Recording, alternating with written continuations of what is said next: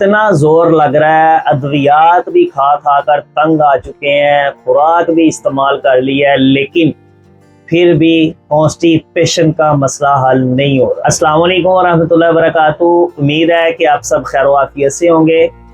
मैं हकीम अनस हमीद एक new video के साथ आपकी खिदमत में हाजिर हुआ हूँ। आज की हमारी वीडियो कॉन्स्टिपेशन यानी कब्ज़ के मुतालिक होगी। तो नाजरीन, वीडियो शुरू करने से पहले अगर आप हमारे चैनल पर न्यू हैं तो चैनल को सब्सक्राइब करना मत भूलिएगा और बेल आइकन को भी क्लिक कर दीजिएगा ताकि हमारी हर न्यू आने वाली वीडियो का नोटिफिकेशन आपको मौसूल होता रहे और आप इससे इस्तिफादा हासिल करते हैं। तो नाजरीन, सबसे पहले तो आपको एक बात का इल्म होना चाहिए कि कब्ज़ आखिर है क्या। जब हम किसी पेशेंट को पूछते हैं कि आपको कब्ज़ की शिकायत तो नहीं है, वो आगे से जवाब देता है जी नहीं, मुझे कब्ज़ नहीं है, मुझे तो दिन में 2-3 दफ़ा पखाना आ जाता है। तो एक बात याद रखिएगा, दिन में 3 मरतबा हो या हफ्ते के अंदर 3 मरतबा हो, ये कब्ज़ की ही अलामत है। पखाना 24 घंटे में 1 दफ़ा आना चाहिए और अब आसानी हाजत बिल फरागत के आसानी के साथ पखाना है, ना पेट को कोई तंगी हो, ना बॉडी को पता चले, बिल्कुल आप हशाश बशाश हो जाएं, तो इसका मतलब है कि आपको कॉन्स्टिपेशन नहीं है। तो आज की इस वीडियो में मैं आपको 4-5 ऐसे टिप्स देता हूं कि अगर आप उनके ऊपर अमल करना शुरू कर दें तो आप कब्ज़ जैसी बीमारियों से महफूज रहेंगे। कब्ज़ एक बीमारी नहीं है, इससे आगे 72 बीमारियां जन्म लेती हैं।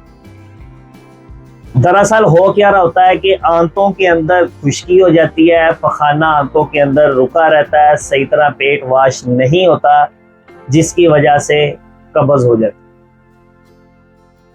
तो नाजरीन, सबसे पहला जो काम करने वाला है, आपने पूरे दिन के अंदर 8 गिलास ताज़ा पानी ज़रूर इस्तेमाल करें।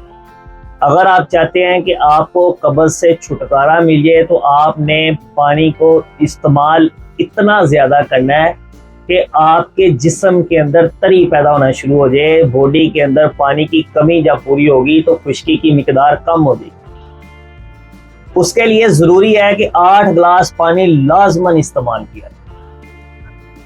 उसके बाद अगर आप रोज़ाना सुबह खाली पेट अमरूद का इस्तेमाल करना शुरू कर दें तो उससे भी आपकी कब्ज़ जो है वो ख़त्म होना शुरू हो जाएगी।